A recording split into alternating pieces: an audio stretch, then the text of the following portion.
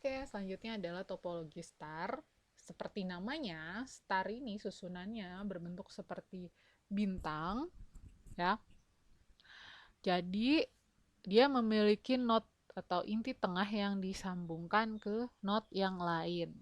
Nah, topologi setiap node ini berkomunikasi langsung dengan konsentrator atau hub ya.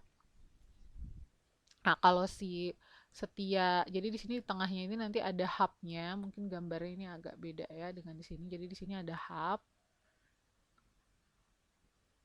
ya yang menghubungkan semua komputer itu hub.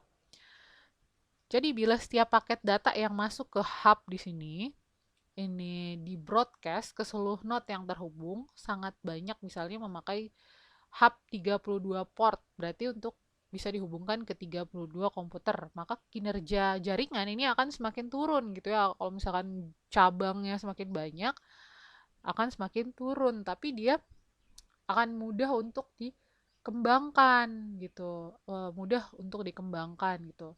Tapi jika salah satu Ethernet card rusak atau salah satu kabel pada terminal putus, nah maka keseluruhan jaringan masih tetap bisa berkomunikasi atau tidak terjadi down ya. Karena kan ini hubnya ini ya misalkan yang rusak hanya satu aja gitu ya dari 32 itu. Tuh, karena dia misalkan cabangnya dari hub langsung ke si komputer itu bisa nggak seperti ini, nggak seperti yang di sebelah kiri, jadi aman-aman aja yang lainnya gitu. Nah, kelebihannya apa sih? Kelebihannya itu dia tadi ya, kalau misalkan ya satu komputer mengalami kerusakan dalam jaringan, maka komputer tersebut tidak akan membuat mati seluruh jaringan start. Karena dia berhubungannya ini bukan komputer tapi ini hub ya, hub. Hub hub itu dari hub ke ke komputer ini dulu gitu, baru nanti ada komputer lagi. Nah, terus dia cukup mudah untuk mengubah dan menambah komputer ke dalam jaringan yang menggunakan topologi star ini tanpa dia mengganggu aktivitas jaringan yang sedang berlangsung. Oke, itu kekurangannya apa? Kekurangannya ini kalau ya itu kalau ada satu titik kesalahan terletak pada hub. Nah, kalau si hubnya rusak aja, baru dia kalau baru mengalami kegagalan, maka seluruh jaringan akan gagal beroperasi. Itu jadi di sini memang tergantung pada hubnya gitu. Terus membutuhkan lebih banyak kabel karena semua kabel jaringan harus ditarik ke satu central point. Jadi lebih banyak membutuhkan lebih kabel dibandingkan dengan topologi yang lain. Ya. Terus lalu lintas data ini juga padat sehingga kerja jaringan menjadi lebih lambat. Terus itu ya. Lalu bagaimana dengan bus topologi? Bus topologi. Nah, kita lihat ya, jadi dari gambarnya ini bus topologi seperti ini. Kenapa dibilang sebagai bus topologi ya? Jadi eh, bus topologi ini adalah topologi yang pertama kali digunakan untuk menghubungkan komputer. Jadi masing-masing komputer akan terhubung ke satu panel panjang dengan beberapa terminal. Dan pada akhir dan kabel ini harus diakhiri dengan yang namanya nanti terminator. Topologi ini udah jarang ya digunakan dalam membangun jaringan komputer karena biasanya punya beberapa kekurangan. Misalnya ada tabrakan aliran data, kalau salah satu bagian komputer rusak, maka jaringan ini langsung uh, apa salah satu rusak ya atau terjadi kerusakan pada satu bagian komputer, maka jaringan langsung tidak akan berfungsi. Nah, sebelum kerusakan tersebut diatasi gitu. Nah, kalau kalian lihat dari gambarnya topologi bus ini, node-node ini dihubungkan secara serial sepanjang kabel dan pada kedua ujung kabel ini nanti ditutup ya dengan terminator. Nanti ditutup nih dengan terminal. Terus sangat sederhana dalam instalasinya, sangat ekonomis dalam biaya, paket-paket data saling bersimpangan pada suatu kabel. Ya, paket-paket datanya maksudnya saling bersimpangan pada suatu kabel. Lalu juga tidak diperlukan hub yang banyak. Nah, yang diperlukan adalah T-connector pada setiap Ethernet card. Terus, masalah yang sering terjadi kalau satu node rusak, maka seluruh jaringan dapat down, sehingga seluruh node tidak bisa berkomunikasi dalam jaringan tersebut. Kelebihannya apa?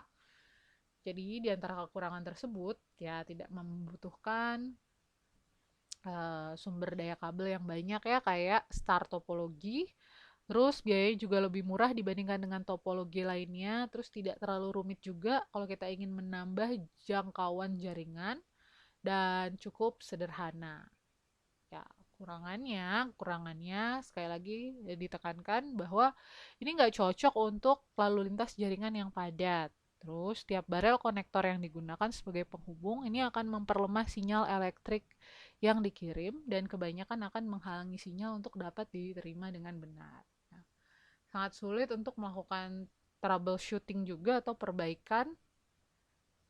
Dan ini mungkin bisa dikatakan yang lebih lambat dibandingkan dengan topologi-topologi yang lainnya gitu. Tapi ini ada yang pertama kali ditemukan ya.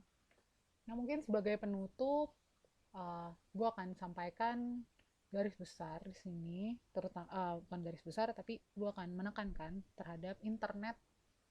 Nah, jadi sejumlah besar komputer saat ini banyak sekali telah terhubung ya ke internet. Hal ini kenapa bisa terjadi? Karena internet ini dianggap sebagai jaringan pintar yang mampu menangani sejumlah besar sistem komunikasi komputer antar satu dan yang lainnya secara acak. Saat ini internet menjadi simbol jaringan sehingga komputer dapat berkomunikasi dengan komputer lainnya. Kalau komputer yang dihubungkan dengan jika komputer yang dihubungkan dengan internet, maka komputer tersebut dapat menerima berbagai jenis informasi seperti teks, grafis, suara, video, dan program komputer. Nah, komunikasi internet ini dapat terjadi apabila sistem atau komputer mengikuti beberapa aturan atau standar yang dibangun oleh suatu organisasi, itu IEEE atau Institute of Electrical and Electronics Engineers. Oke, jadi komunikasi antara dua sistem pada internet ini terjadi melalui sistem berlapis atau layer system. Misalnya adalah TCP/IP ya, seperti di sini TCP/IP. Setiap lapisan ini akan menjalankan tugasnya dan menyalurkan informasi ketika memasuki dan melewati jaringan hingga tempat tujuan. Internet ini bisa berkembang seperti saat ini. Pada awalnya dikembangkan oleh lembaga riset, namanya adalah ARPANET, Advanced Research Project Agency Wide Area Network, yang didirikan oleh Departemen Pertahanan Amerika Serikat pada tahun 1960. Dalam rangkaian kolaborasi riset militer antar bisnis dan laboratorium pemerintah. Ya, jadi dia itu memang pertama kali dikembangkan oleh orang-orang militer. Tapi kemudian internet ini dikembangkan lebih jauh di kalangan universitas dan institusi di Amerika Serikat. Oke, jadi tadi berapa tuh yang sudah terhubung, halaman web yang sudah terhubung ke internet? Nah, itu adalah dari apa yang ditemukan oleh Departemen Pertahanan di tahun 69. Oke, mungkin demikian kuliah kita hari ini mengenai jaringan komputer. Assalamualaikum warahmatullahi wabarakatuh. Selamat siang semuanya.